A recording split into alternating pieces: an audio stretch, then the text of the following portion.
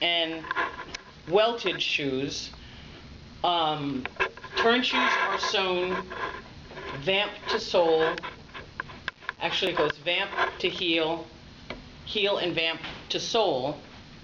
And then you can either turn them inside out, because, hence the name turn shoe, like this one, or they're made with a welt which goes between these two pieces and comes outward. It still allows for these two pieces. What it allows for is the foot to come, the vamp to come around and hug your foot better without splaying out at the ends. As you see some of the vamps I've had shown back there. Caitlin, toss me that shoe right there by you.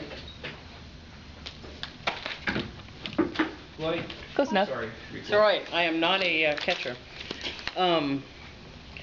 With this, which does not have a welt. A welt is a little strip about a ½ inch wide that is cut the same shape as the sole that you're going to use, and you're going to have, for example, 2 strips of holes in it when you get ready to punch. So it'll have some near the edge. That's why I'm saying a ½ inch. Maybe you can do it less, and so it has double rows, one near the outside, one near the inside. I gotta think this through. This does not have a welt. So basic physics, when you have 2 flat surfaces, they're gonna be real tight where it's sewn. So when you go to put your foot in there, it may not allow you to get your foot all the way in as you made your pattern, because it's just not giving yet. If you've made your pattern true, and if at one point you can get your foot in there, put them on as much as they hurt, put them on, go stand in the tub, cold, warm, I don't care what temperature of water you stand in, but stand in them wet for a good couple of minutes. I'm talking 15-20 minutes. Wear them till they dry. It's not the most convenient way, but it's sure to get it to stretch to your foot. It's been proven time over. Now,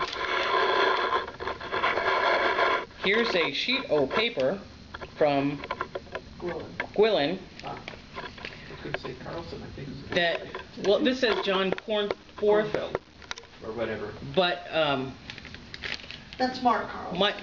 In the SCA, that's Mark Carlson, the shoe. Really, because Mark Carlson is the page that I went to get all my information. So it's interesting to know. And the picture that has been provided, if I can draw it, if I can duplicate it. This is really what we're aiming for. So let me see if I can duplicate what he's got here. He's got what he's calling the upper.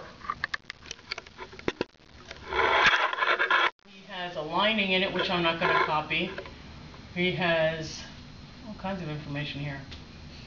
But what I'm looking at is this piece goes into this piece, this being the welt here. So when you're sewing it,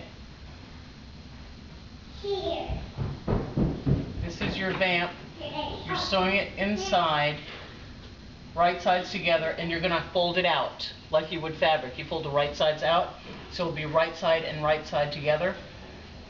You're going to sew this part together all the way around the sole.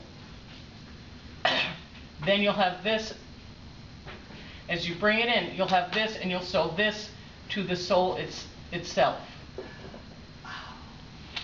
So, I heard a light bulb go on. So, what happens is, and I know you can't see this picture, there's no way you could get any clarity on this picture, but we could pass this around. And what this allows is another 1/4 to ½ inch height, so it'll reach around your foot. And again, if your measurements are true, and we'll do that here shortly, this will allow you more wiggle room in your toes, basically, and all around. But this will get, it's easier. See, I always like to glue mine down too. But this welt will get sewn to the bottom piece, your sole, because the sole still goes the length of the foot. or the width of the foot, or the whatever. It's going to cover the whole bottom of your foot. And this is a very good picture. And I know in the handouts I will have in January that I have for you to look through if you wish. There are some better pictures of it as well. But the main thing I wanted to show you is that this, I don't have an example of it because I've not made them yet. So it'll be wonderful for all of us. But the boots that I have made have worn out. Did not have this and they worked fine.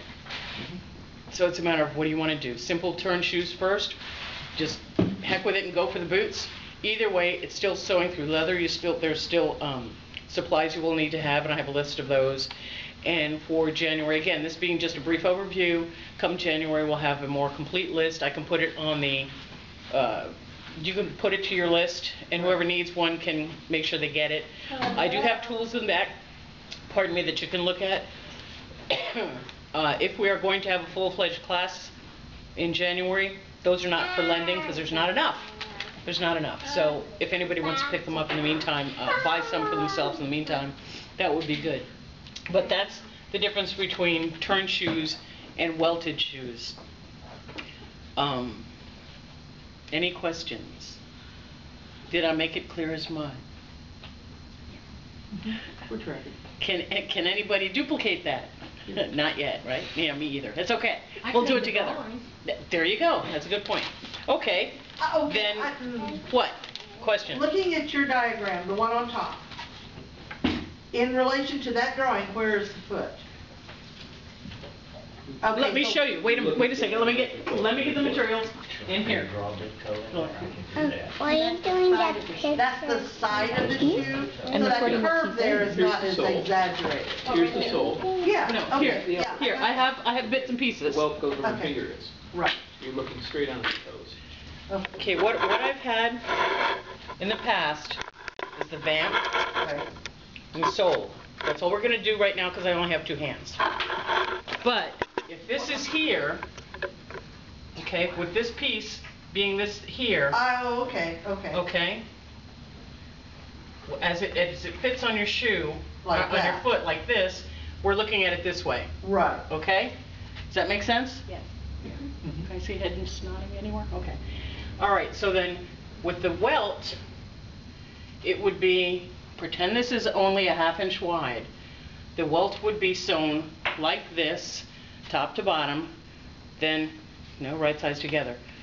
Because when you turn right sides together and go like this, then you'd have the 1/4 inch on this side, to which you're going to sew down to the bottom. Which is Light why bulb. it looks the Light bulb. same as a non-welted shoe. What you're Yes. seeing is the Yes. turn. Okay, So got it. this is only going to be like another, okay, so pretend it's Right. like this. Yeah. So it's kind of a cheat, so the top is The top is turned and the sole is not. Correct. Okay. Correct. And that way you have a better, I don't know if it's a better seam, but a more protected seam between And it just your gives vamp you and your some bottom. rise on the side of your foot. It hugs your foot a little better. That's why some of the, if you choose to go to Mark Carlson's webpage, Footwear Through Middle Ages, Footwear Through History, I forget what it is now.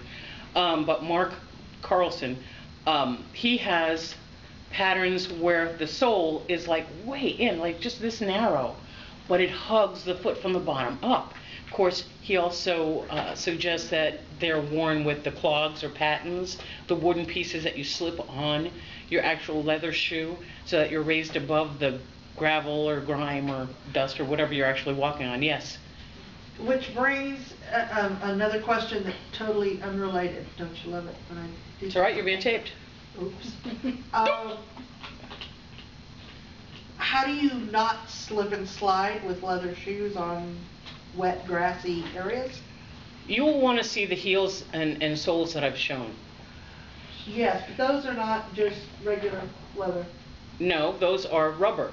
Those are Yes. Vibram. You will. Period? Yeah, in period, how did they not slip and slide? Or they were just... Again, I am not a history buff. I do not know the history of shoes, but I would imagine that through wear, they're not going to go but so far. And how do you slip in, when you buy a new pair of shoes at the store, how do you not slip in them? Well, they have treads in most Not all of them. Yeah. Well, you can. You mentioned the over What'd you call it with the wood? The wooden thing is called a patten. I have handouts that you may peruse. I don't have enough copies for everyone today because we're just getting a feel for how many are going to be here. But I have handouts that you could see and get a better idea. A patten to go with your shoe? Yeah, patten is like a leather, it's a wooden clog. It's wooden on the bottom, Dutch- leather over the top. It's like, well, think of Dutch shoes, think of candies, clogs. Okay, you know the clogs we used to wear in the 80s? Soles with the wooden thing. So those don't make it any less slick then? No. Okay. It depends how you make them because pattens can be, let's get rid of this Get for a you minute. up out of the mud. Pattens are to protect the bottom of your shoe. They're here, To give you a track. just kind of like that, with this strap to go around your ankle or however, and this over the toe. So they're basically Japanese gaita. They can be, They yes. can be. Or they can be garish things like this, with which has a little toe slipper on here and a little heel cup back here that your foot slips into. And this height That's can very be Italian. incredibly, yes, Yes. they are Italian. This Chopin, Chopin, yeah, Chopine. Chopine. And pattens, I've seen patterns where the wood is actually two separate pieces. yes, yes. So that you can take a, yeah, they There's a have, hinge in here. yeah. So it's two separate pieces. Again, this has a piece that goes over here somehow that comes across your toe, and it has a thing that goes, strings that can either tie or buckle around your ankle. So while you have your own turned shoe or leather shoe on, these means are to protect the shoe itself from the elements. So only when it's raining from water. Well, depending on how snooty you are. I mean, how much you wanted to protect your, for example, if your shoes are made out of embroidered fabric, Oh. but you simply must wear them that day because it's harvest fair, then you might want to protect them with some kind of pattern by keeping them up out of the elements. It's kind of, yeah, indoor shoe, outdoor shoe. It's sort of, yeah. No, you need to move away from there. Thank you so much. I appreciate that. So, vamp, sole, heel cup is back there. Again, I only have two hands. Any questions? This has been really informative for me too. Sure. So when's your next rush class? My next rush class will be when it's convenient for my time schedule. I think it's January 22nd here. Yes, yes. So what, 1 o'clock, 2 o'clock? 1 o'clock? I normally open at 1. 1 o'clock, Sunday, January 22nd, From 1 to 6. 2011, Yes. from 1 to 6 here in Leavenworth. If you have any other questions, if you have any questions in the meantime, if you think of anything that you might want to know, we will get to patterns today to at least show you how to get it done. But if you have any other questions, this is my most common email that you could please feel free to put in the subject line or boots, or if I don't recognize you, I may not answer. I get a lot of spam. But if you put boots or shoes or whatever, and ask me, what else do you need, what can you bring, whatever, I'll coordinate with Caitlin and we'll get it together.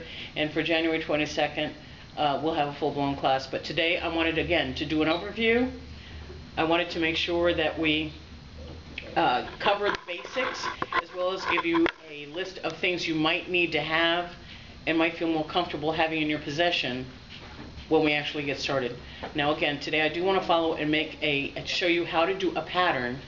So we're going to do that here in a second. I need to get some water and then we'll get started on that. Thank you.